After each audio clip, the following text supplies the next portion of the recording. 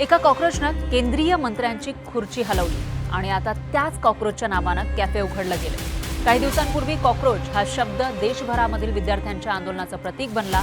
लाखो तरुण रस्त्यावर उतरले, शिक्षण मंत्र्यांना राजीनामा द्यावा लागला आणि आता बिहारमध्ये कॉक्रोच कॅफे नावाचं कॅफे सोशल मीडियावर धुमाकूळ घालतंय।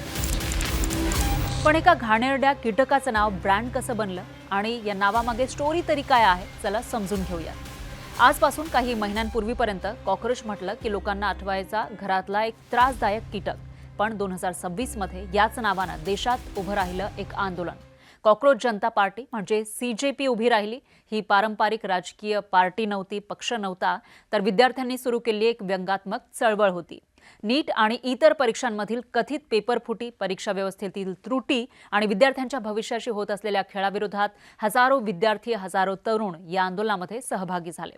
काही दिवसातच सोशल मीडियामुळे ही चळवळ देशभर पसरली, देशभरामध्ये पोहोचली आणि आंदोलनानं फक्त सोशल मीडियावर ट्रेंड सेट केला नाही, तर दिल्लीच्या जंतर मंतरपासून ते अनेक राज्यांपर्यंत निदर्शनं झाली।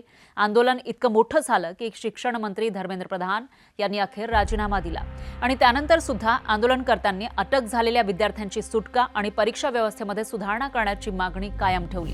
एका विचित्र नावानं देशातील सर्वात मोठ्या विद्यार्थी आंदोलनांपैकी एकाची ओळख निर्माण केली आणि यानंतर आता बिहारच्या नालंदामध्ये उघडलंय कॉक्रोच कॅफे। नाव ऐकताच लोक थबकले, कोणी हसलं, कोणी टीका केली, पण जवळपास प्रत्येकानं एक काम केलं, ते म्हणजे गुगलवर शोधलं आणि मार्केटिंगमध्ये हे सर्वात मोठं यश मानलं जातं। कॅफेच्या मालकाचं म्हणणं आहे रॉयल कॅफे, फ्रेंड्स कॅफे अशी शेकडो नावं आहेत, पण कॉक्रोच कॅफे एकच आहे। त्यांचा फॉर्म्युला अगदी स्पष्ट आहे, साधा आहे। लोक नावामुळे येतील आणि चव आणि जो दर्जा आहे, जी क्वालिटी आहे, त्याच्यामुळे पुन्हा या कॅफेमध्ये येतील। या कॅफेमध्ये चहा, कॉफी, सँडविच, मॅगी आणि इतर नेहमीचे पदार्थ मिळतात आणि सर्वात महत्त्वाचं म्हणजे मालक सांगतात की कॉक्रोच हे फक्त ब्रँडिंग आहे, स्वच्छतेशी त्याचा काहीही संबंध नाही। एका शब्दाचा प्रवास बघा, कालपर्यंत कॉक्रोच म्हटलं की लोक किळस करत होते। काही दिवसांपूर्वी तो विद्यार्थ्यांच्या आंदोलनाचं प्रतीक बनला आणि आज त्याच नावावर व्यवसाय उभा राहतोय। यातून एक गोष्ट स्पष्ट होते, आजच्या डिजिटल युगामध्ये लोकांचं लक्ष वेधणं हे सर्वात महागडं मार्केटिंग आहे।